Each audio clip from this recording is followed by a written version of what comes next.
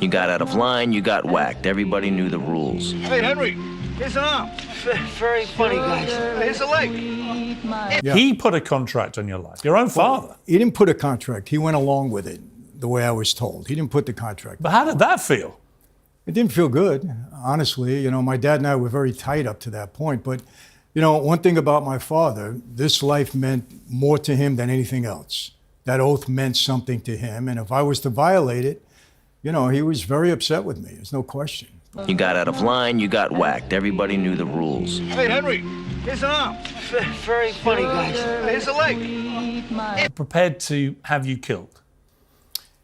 You know, I've been asked this, and I don't think my dad would have ever pulled a trigger on me. I know he wouldn't, but he might have looked the other way, honestly. In the normal world, Michael, this is just an unconscionable conversation. I know. People watching this going, your own father would put the Mafia code ahead of his son's life if it came to it.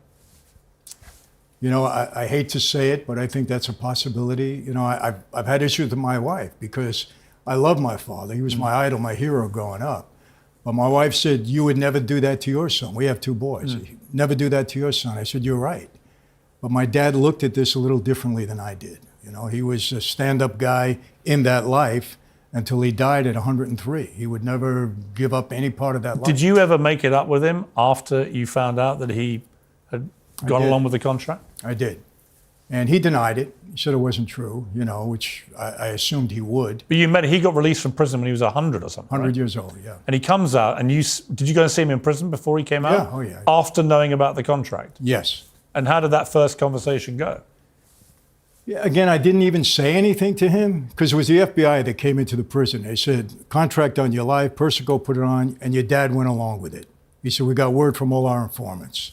I said, okay, I'll deal with it, you know. What was I going to say? But I never really brought it up to him. We had a discussion about it because there was another time during my time in that life that I felt my dad betrayed me a little bit. So I was on my guard with him. Because, Pierce, in that life, you got to watch everybody. Right. There's no question. I was on my guard with him, but, you know, I didn't talk about it that much. I didn't bring it up to him. I didn't say, hey, you did this to me. Never. Did you ever, before he died, have that conversation? No.